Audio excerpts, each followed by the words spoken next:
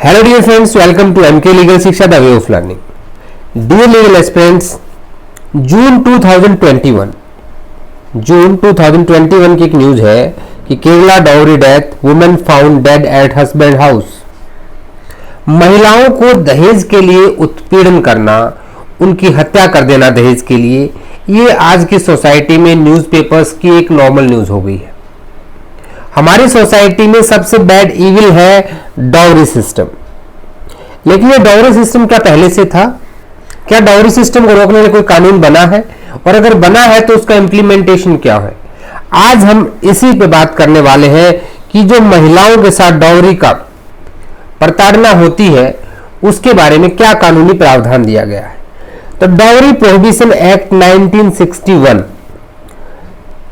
Indian legislature ने 1961 में dowry prohibition act बनाया, जिससे कि दहेज का लेना और दहेज देना दोनों जो है वो कानूनी अपराध बन गए। डाउरी एक ऐसा वर्ड है जिसको हिंदी में हम कहते हैं दहेज। अब ये आया कहां से है? एक वर्ड होता है जहेज, उर्दू शब्द है, वहीं से इसको लिया गया है। क्योंकि देखिए, हिंदी में या संस्कृत में शब्द इसलिए नहीं है क्योंकि हिंदू सनातन धर्म में वैदिक पीरियड में दहेज था ही नहीं। हालांकि बहुत सारे लोग इस बात से एग्री ना करते हो, बट उनको हम इस बात का प्रूफ भी देंगे। बट हमारा एंगल वो नहीं है। आज हमें समझना डाउरी प्रोहिबिशन एक्ट 1961। अगर आप चैनल पर नए हैं तो मेरी आपसे रिक्वेस्ट है, चैनल को सब्सक्राइब कर लें और साथ ही बेल आइकन को प्रेस करें, जिससे आपको जो अपकमिंग वीडियोज है वो सारे मिलते रहें। टोटल 2 लेक्चर हम इसको कवर करने वाले हैं। डाउरी प्रोहिबिशन एक्ट 1961, पहले हम लीगल बात कर लेते हैं सारी। देखिए, डाउरी प्रोहिबिशन एक्ट के अंदर सिर्फ मात्र 10 सेक्शन दिए गए हैं, कोई चैप्टर नहीं है। पूरा एक्ट से 10 सेक्शन में डिवाइड है। ये जो एक्ट आया था तो इसका डेट ऑफ इन्फोर्समेंट, पहले इनेक्टमेंट करते हैं, बना किस दिन था? तो ये 20 मई 1961 को बना था, एक्ट नंबर 28 ऑफ 1961। अब ये इन्फोर्स कब से हुआ? तो इन्फोर्समेंट की डेट है 1 जुलाई 1961। और ये एक क्रिमिनल ऑफेंस है और ये आपका सीआरपीसी से और आईपीसी से गवर्न होता है। और यहाँ पे एक अपराध बना दिया गया है दहेज लेना या देना, और उसके लिए क्या है? सजा का प्रावधान दिया गया है अगर कोई दहेज लेता है और दहेज देता है, तो दोनों चीजें। थोड़ा बहुत हम इस एंगल को भी समझेंगे कि डाउरी का मिसयूज भी बहुत ज्यादा हो रहा है आजकल। बहुत सारी जगह पे ऐसा है कि देखिए, कानून हमें इस चीज को समझने में 1983 से पहले जाना पड़ेगा। 1983 में महिलाओं के सशक्तिकरण को लेकर बहुत सारे मुद्दे उठे और उसी समय बहुत सारे कानून आए, जैसे कि आपका 498A आईपीसी आया, 304B आया। ठीक है, तो ये सारी की सारी चीजें महिलाओं के लिए उस वक्त उस टाइम की रिक्वायरमेंट भी थी। लेकिन आज की सोसाइटी में ऐसा नहीं है कि सोशल इविल खत्म हो गई है, अभी भी है। कुछ दहेज के लोग भी अभी भी है, लेकिन इसका मिसयूज हो रहा है, इस बात से नकारा नहीं। डाउरी को समझने के लिए हमें समझना होगा कि डाउरी दी कहां पे जाती है। ये कोई रिश्वत नहीं है, ये शादी के दौरान दिया गया लेन देन है, यानी कि मैरिज। अगर मैं हिंदू लॉ की बात करूं तो जब आप मनुस्मृति में जाते हैं तो वहां पे मनु ने मनुस्मृति के अंदर 8 तरह की शादियों की बात की है। सबसे पहला जो है वहां पे उसको कहा गया है ब्रह्म विवाह, जहां पे पिता अपनी पुत्री के लिए कोई एक अच्छा वर ढूंढता है, और जिसे आप आज की लैंग्वेज में अरेंज मैरिज कह सकते हैं, प्रॉपर अरेंज मैरिज। दूसरा दैव विवाह, जहां पे लड़की को किसी धार्मिक उद्देश्य से किसी को दे दिया जाता है, शादी कर दी जाती है। तीसरा है अर्श विवाह। 4th वन इज प्रजापत्य विवाह। 5th है आपका असुर विवाह। 6th है आपका गंधर्व, जिसको आप आज के लैंग्वेज में लव मैरिज कहते हैं। 7th है राक्षस विवाह, जबरदस्ती। और 8वां है पैशाच विवाह। हालांकि इस पे जो मत रहा है वो पहले 4 विवाहों पे ही रहा है, बाद के विवाहों पे ज्यादा डिस्कशन नहीं रहा है। तो देखिए अब अभी आप कहेंगे कि भी शादी थी तो क्या उस वक्त भी लेन देन नहीं होता था? उस वक्त दहेज नहीं था। मैं आपको बता दूं कि एक माइकल विटजेल हुए हैं, माइकल विटजेल, इन्होंने अपने बुक में लिखा है इंडिया के लिए कि वैदिक पीरियड में there was no dowry system in the Hindus and even womens have rights in the property also. क्योंकि हमारे देश में बहुत सारे लोग विदेशी जो लेखक होते हैं उनकी बातों को ज्यादा मानते हैं, ज्यादा महत्व देते हैं, इसलिए माइकल विटजेल ने ये बात बहुत क्लियर कर दी थी यहाँ पे कि वहां पे हिंदू सिस्टम के अंदर वैदिक एज में, मैं बात कर रहा हूँ वैदिक एज की, आज की बात नहीं कर रहा हूं, वैदिक एज में कोई डाउरी सिस्टम नहीं था और महिलाओं को इनहेरिटेंस में प्रॉपर्टी भी मिलती थी। अगर उनके भाई नहीं तो प्रॉपर्टी में उनका हिस्सा रहेगा। तो सब कुछ उस टाइम पे महिलाओं का जिस सशक्तिकरण की आज हम बात करें वो वैदिक एज में पहले से यहां थी। बाद में सोसाइटी के चेंजेस के साथ चीजें चेंज हो गई। ये तो था किसका बैकग्राउंड। अब समझते हैं डाउरी प्रोहिबिशन एक्ट 1961 को। देखिए डाउरी को जो वर्ड आता है डाउरी, इसको क्या बनाया गया? इसको बनाया गया ऑफेंस। कब बनाइए? 1961 में जब ये एक्ट आया तो यहां पे दहेज लेना या दहेज देना दोनों क्या कर दिए गए, यहां पे पनिशेबल बना दिए गए, उनके लिए आपकी लीगल लाइबिलिटी बना दी कि भी सजा हो सकती है आपको। उसी लिए ये एक्ट आया। अब सबसे पहले इस एक्ट को समझते हैं। देखिए टोटल 10 सेक्शन की हमने बात की है। पहला सेक्शन जो बात करता है शॉर्ट टाइटल एंड कमेंसमेंट। ये एक्ट कब आया, कब से लागू हुआ, कहां तक इसकी एप्लीकेबिलिटी है, डाउरी की डेफिनेशन, किसे दहेज कहा जाएगा। अब पनिशमेंट है, 3 तरह की पनिशमेंट है, सेक्शन 3, 4 एंड 4A। तीनों क्या बताते हैं? पनिशमेंट्स बताते हैं। अगर आपने दहेज लिया या दिया तो वहां पे सजा ज्यादा है, अगर डिमांड की तो भी सजा का प्रावधान है। किसी ने एडवर्टाइजमेंट कर दिया कि मेरे लड़का या लड़की की शादी में इतने दहेज के बदले कर दूंगा, तो उसे भी दंडनीय बनाया गया है डाउरी प्रोहिबिशन एक्ट में। अब फिर अगर कोई एग्रीमेंट कर लेता है तो वॉइड हो जाएगा। हमने कॉन्ट्रैक्ट एक्ट में पढ़ा है, इलीगल पर्पज के लिए किया कॉन्ट्रैक्ट क्या होता है? वॉइड होता है। अगर मान लीजिए आपने बहुत बार देखा होगा कि लड़की की डेथ हो जाती है, मैं प्रैक्टिकल केस बता रहा हूं आपको, या लड़की किसी वजह से नहीं रही, तो जो लड़की को दिया गया स्त्री धन है उसे वापस दे दिया जाता है। किसको? विद इन 3 मंथ्स, 3 महीने के अंदर उसके हायर्स को, उसके वारिसान जो है, या उस लड़की को अगर वो है तो। कॉग्निजेंस कौन ले सकता है? मेट्रोपॉलिटन मैजिस्ट्रेट ले सकता है, जुडिशियल मैजिस्ट्रेट फर्स्ट क्लास ले सकता है। कॉग्निजेबल होगा, सर्टेन पर्पज में बेलेबल, नॉन कंपाउंडेबल होगा। यहाँ पे 8A और 8B 2 सेक्शन डालेंगे जिनकी भी हम चर्चा करेंगे। रूल्स बनाने की पावर नोट 10 में दी गई है। ये तो इसका स्केलेटन हो गया, इसको बहुत इजी आपको समझ में आ जाएगा। एग्जाम पॉइंट ऑफ व्यू से हम ये भी बात करेंगे कि कहां कहां पे इंपॉर्टेंट है। 2 बार इसमें अमेंडमेंट हुआ है, 1984 एंड 1986, दोनों अमेंडमेंट को भी हम समझेंगे। अब सबसे पहले आते हैं एक्ट की प्रीएम्बल पे। किसी भी बिल एक्ट को पढ़ना है तो सबसे पहले प्रीएम्बल को समझना है। Preamble shows the intention of legislature, वो कानून क्यों बनाया गया, उसके पीछे उद्देश्य क्या था। तो ये एक्ट बनाया गया था प्रोहिबिट करने के लिए। क्या प्रोहिबिट करना था? गिविंग और टेकिंग, यानी कि दहेज लेना देना सब क्या है, उसको प्रोहिबिट कर देना है। ये इसका उद्देश्य था, इंटेंशन थी हमारी संसद की कानून बनाने के पीछे। अब सेक्शन 1 पे आते हैं। हिंदी और इंग्लिश हम दोनों में कवर करने की कोशिश करेंगे। सेक्शन 1 कहता है short title extend and commencement.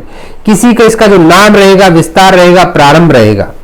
सबसे पहली चीज क्या है कि इसको कहा जाएगा डाउरी प्रोहिबिशन एक्ट, यानी कि दहेज प्रतिषेध अधिनियम 1961। It extends to whole India. Jammu and Kashmir reorganisation act के बाद जो रीऑर्गेनाइजेशन एक्ट आया था, कब आया था? 2019 में, एक्ट नंबर 34। तो उसके बाद अब ये क्या, तो जम्मू एंड कश्मीर स्टेट ही नहीं रहा, वहां पे 2 यूटी बना दी गई है। तो ये पूरे इंडिया पे लागू होता है। It shall came into the force on 1 जुलाई 1961, 1 जुलाई 1961 से लागू होगा। इसका विस्तार अब जम्मू कश्मीर छोड़ो संपूर्ण भारत पर, इसको काट दीजिए, संपूर्ण भारत पर इसका विस्तार रहेगा। अब आते हैं बहुत ही इंपॉर्टेंट सेक्शन, डाउरी। डाउरी है क्या?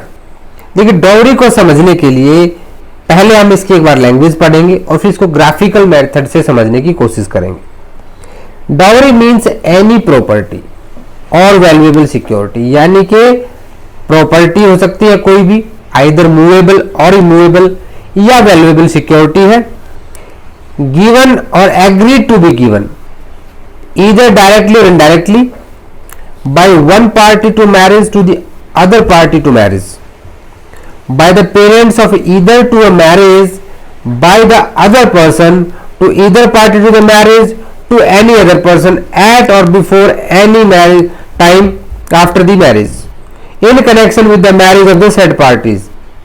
ये जो मैंने बोल्ड किया है ना, ये बोल्ड वाला जो हिस्सा है ये पहले नहीं था, ठीक है, इसको बाद में जो अमेंडमेंट हुई तब डाला गया है। बट डज नॉट इंक्लूड, लेकिन ये इंक्लूड नहीं करता है डॉवर या मेहर को। मुस्लिम के अंदर, मुस्लिम पर्सनल लॉ में क्या होता है कि एक मेहर होती है, एक अमाउंट होता है कि कल को अगर शादी डिसॉल्व हो जाती है किसी रीजन से तो उतना अमाउंट लड़की को दे दिया जाता है, तो उसे डॉवर या मेहर कहा जाता है। वो इसमें इंक्लूड नहीं होता है जिन लोगों पे मुस्लिम पर्सनल लॉ से जो गवर्न होते हैं, यानी कि कुल मिला के मुस्लिम्स पे लागू नहीं होता है। हालांकि नेचर ऑफ एक्ट जो है वो क्या है, सेक्युलर है, सेक्युलर नेचर है। एक्सप्लेनेशन 1 यहां पे डिलीट कर दी गई थी, ठीक है, और यहां पे अब सिर्फ एक्सप्लेनेशन 2 है, ये 1984 में हटा दी गई थी, इसीलिए सिर्फ 2 है कि जो वैल्यूएबल सिक्योरिटी है वो सेक्शन 30 ऑफ आईपीसी के हिसाब से मानी जाएगी।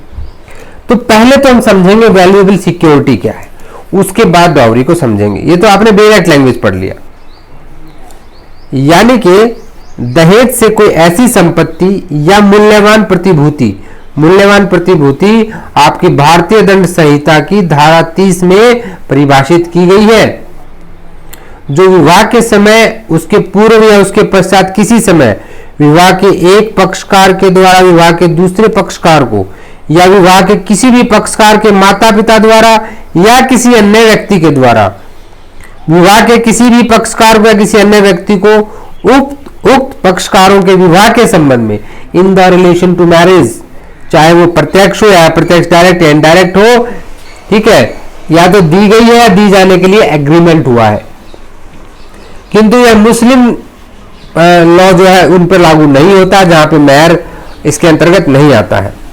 स्पष्टीकरण 2 में बता दिया गया था कि जो मूल्यवान प्रतिभूति है वो आईपीसी की धारा, भारतीय दंड संहिता, इंडियन पिनल कोड की धारा 30 के तहत समझी जाएगी।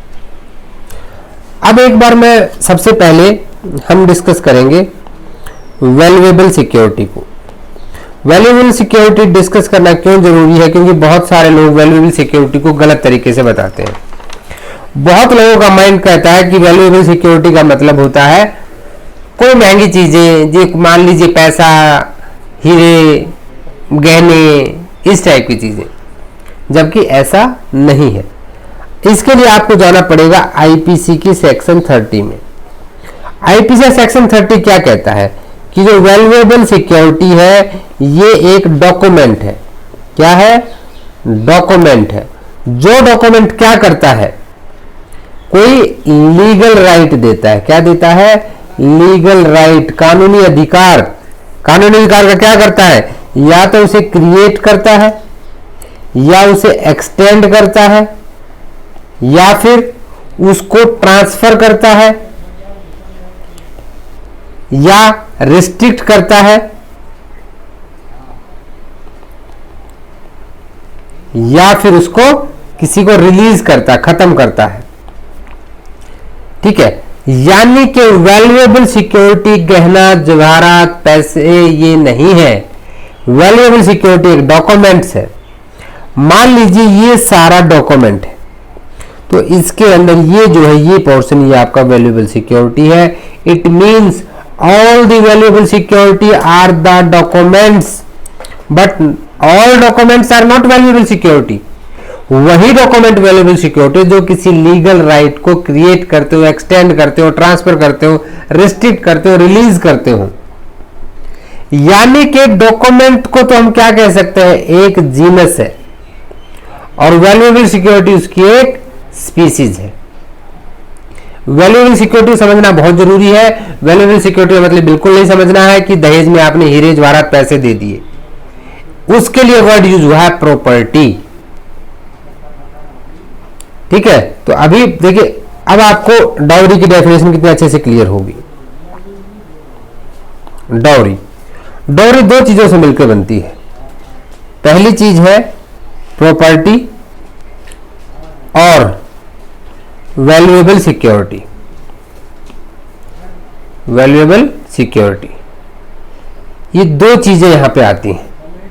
अब ये क्या है, या तो किसी के द्वारा दी गई है, गिवन, या फिर क्या हुआ है, एग्री टू बी गिवन।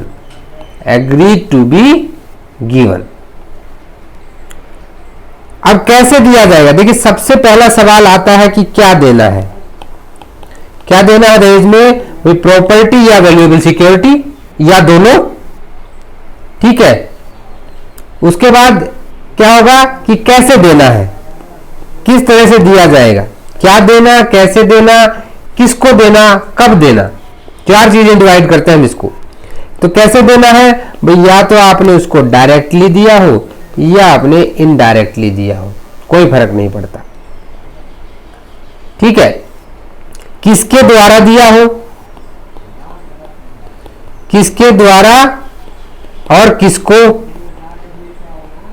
इसका मतलब क्या है कि बाई, या तो किसी एक पार्टी टू मैरिज ने, पार्टी टू मैरिज ने किसको दिया हो, to other party to marriage, या फिर बाई पेरेंट्स, किसी भी पार्टी के पेरेंट्स, या एनी पर्सन, कोई दूसरा व्यक्ति ने उसके पेरेंट्स को या किसी दूसरे व्यक्ति को in relation to their marriage, in relation to marriage. अगर ये दिया है, कब दिया है, क्या दिया, कैसे दिया, किसके द्वारा किसको दिया। अब बात आती है कब। तो कब में आपका बता दिया गया है एट और बिफोर, या तो शादी से पहले, या शादी के समय, या शादी के बाद कभी भी, 2 साल 3 साल 4 साल 5 साल 10 साल कभी भी। ठीक है, तो उसे क्या माना जाएगा, डाउरी माना जाएगा। क्या देना है, कैसे देना है, किसके द्वारा किसको देना है और कब देना है। चार बातें आपकी डिसाइड करती हैं डाउरी को। अब डाउरी की डेफिनेशन में इसके बाद एक्सेप्शन आ जाती है कि ये किसको इंक्लूड नहीं करता है, मुस्लिम लॉ से गवर्न होने में मेहर को इंक्लूड नहीं करता है। ये आपको यहां पे याद रखना है। हालांकि इसका जो नेचर है वो सेकुलर है। एक्सप्लेनेशन 1 डिलीट कर देगी थी, 2 में आपको वैल्यूएबल सिक्योरिटी बताएगी, वो आपने समझ लिया। अब आते हैं सुप्रीम कोर्ट पे। सुप्रीम कोर्ट में Rajendra Singh versus state of Punjab में आपके 3 जजेस की बेंच बैठी थी। उसने सेक्शन 2 की डेफिनेशन को, जो सेक्शन 2 है, यानी कि डाउरी की डेफिनेशन को 6 डिफरेंट पार्ट में डिवाइड किया है। उसने कहा कि इस डेफिनेशन को 6 भागों में विभाजित कर सकते हैं। जैसे हमने क्या किया, क्या, कब, कैसे, किसको, किसके द्वारा, ये हमने भी एक पार्ट बनाया, लेकिन सुप्रीम कोर्ट ने इसके क्या पार्ट बनाए वो समझिए। Dowry must first consist of any property और वैल्यूएबल सिक्योरिटी, यानी कि दहेज तभी माना जाएगा जब उसके अंदर कोई प्रॉपर्टी, चाहे मूवेबल हो, इमूवेबल हो, और साथ में या फिर वैल्यूएबल सिक्योरिटी हो। यहां पे जो वर्ड है ना, any is the word of width and would therefore include within it property and valuable security of any kind, किसी भी तरह की हो। any का मतलब क्या है, कैसी भी हो। such property security can be given or even agreed to be given, यानी कि भले ही दे दी हो या देने के लिए एग्रीमेंट कर लिया हो। Actual giving of such property और security is therefore not necessary. मान लीजिए किसी ने कहा कि मैं आपको 50 लाख रुपए दे दूंगा, ए ने बी से कहा कि मैं अपनी बेटी की शादी के लिए आपको 50,000 दे दूंगा, दिया नहीं है, एग्रीड टू बी गिवन, तो वहां पर भी देना, फिजिकली दे देना नेसेसरी पार्ट नहीं है। थर्ड आता है सच प्रॉपर्टी और सिक्योरिटी कैन बी गिवन और agreed to be given directly indirectly. कैसे दिया जाएगा? बट डायरेक्ट भी दे सकते हो, इनडायरेक्ट भी दे सकते हो। सच गिविंग और agreed to be given can again be not only one party to marriage to other but also by the parents. ये कह रहा है कि भाई देखो, ऐसा नहीं है कि पार्टी ने खुद ही दिया हो, उसके पेरेंट्स ने या किसी भी ऐसे व्यक्ति ने, किसी दूसरे व्यक्ति ने भी दिया है, किसी पेरेंट्स को दिया हो, मान लीजिए उसके चाचा को, ताया को, फूफा को, किसी और को दे दी दहेज, ठीक है। ए ने बी से कहा कि देखो हम डायरेक्ट दहेज नहीं लेंगे, तुम एक काम करो, हमारे गांव में दूध वाला, उसको दे दो पैसा, तब हम लड़के की शादी करेंगे, नहीं तो बारात वापिस। तो यहां पर भी दहेज लिया जा रहा है। फिफ्थ कहता है सच गिविंग और agree to give can be at any time, it can be at before at any time after the marriage. समय बताया गया है, ठीक है। देखिए समय में क्या है कि 1984 में कई सारे अमेंडमेंट हुई, फिर 1986 में डाल दिया गया eight any time after the marriage.